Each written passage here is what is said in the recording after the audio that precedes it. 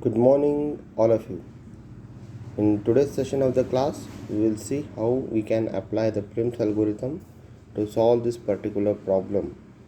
So already the graph is given to you, right? You can just see on the desk. So with respect to this one, you require to construct a cost adjacency matrix. So the graph is now represented in the figure. The figure has been represented in the form of a cost adjacency matrix.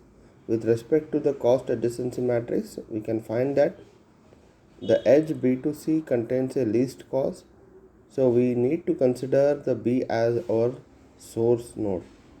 So we are having now two different arrays. One is your path array, another one I can call it as a distance array. So when I want to fill the value, the path array contains the source node. So each value in that particular path will be filled initially with the source.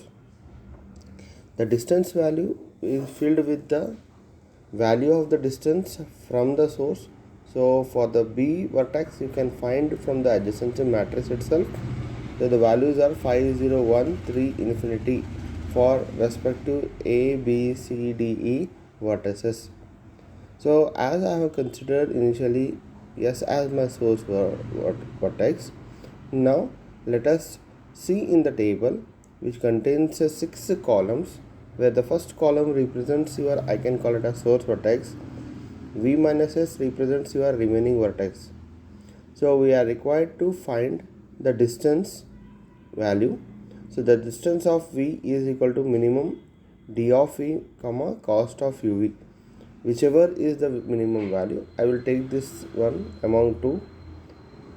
P of V equal to U, so that represents your path, U comma D of U such that D of U is minimum. Now U comma P of U, I will find the path with respect to the value.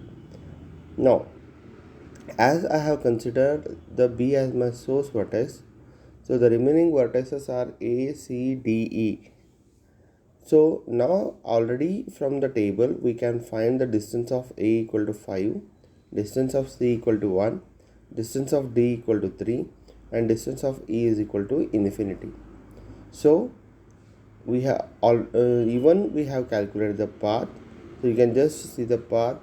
The path of A equal to B, path of B is again B, path of C is B, D is also B, path of E is equal to B. So now I need to find U comma D of U. To get the value of U, so I required to check the distance value of A, C, D, E. So I find it that the C contains distance of C equal to 1 is the minimum of all the values.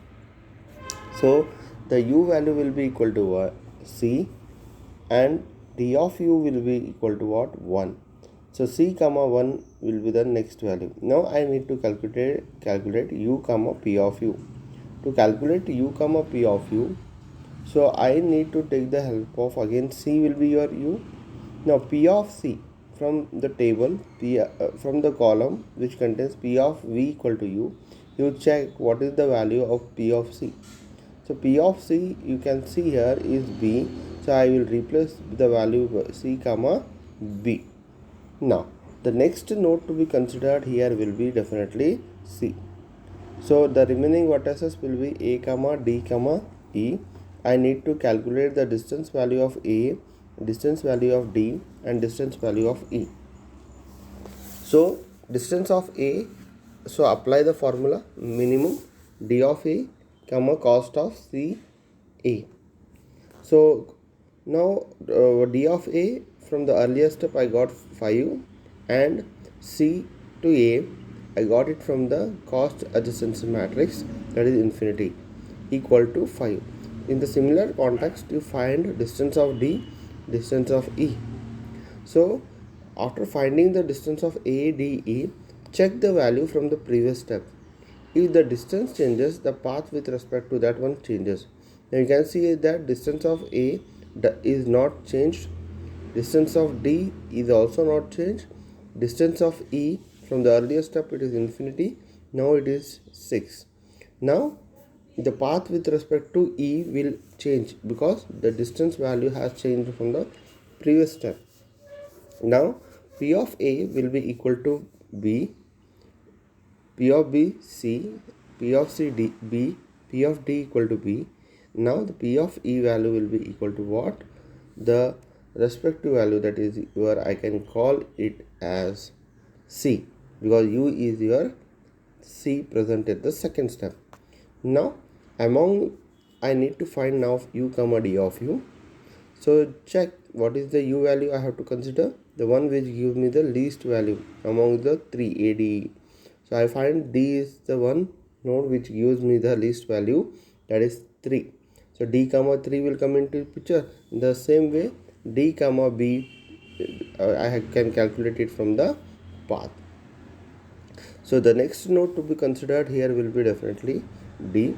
So B comma C comma D will be coming into picture. So A comma E are the remaining vertices. Calculate in the similar way as you did in the step 2. So you find that distance of A and E are 5 and 2. You check the distance of A is same as the previous step and the distance of E is changed. So the path respect to E will again change. So the path respect to E will be equal to what? D. Rest all value remains same. Now calculate U comma D of U. You find that E is the one which is giving you the minimum value. So the distance value is 2 for it. Now next part, E comma D will come into will be taken into consideration for U comma P of U. So the next node I will consider here will be here E. So the remaining vertex will be definitely A. So calculate the distance of A as we did in the step 3 and 2. So you find that the distance is 5. It has not changed. So the path will not change for any of the value. So A comma 5 will be the value, U comma D of U. U comma P of U will be equal to what? A comma B. Now you check the last column, right? You check the last column. You find that you construct a graph, right? So initially create a forest, means what? Have a vertex without edges.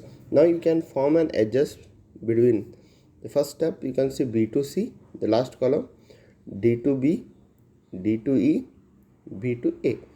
Now with respect to that one, you can just put the cost. So from B to reach A it is 5.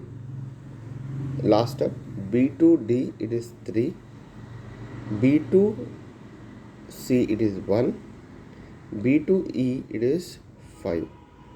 So you have to take this one into consideration and solve this problem. Now you can see the total value of minimum cost spanning tree is definitely I can call it as 11. So this is the way how you need to find, I can call it as minimum cost spanning tree.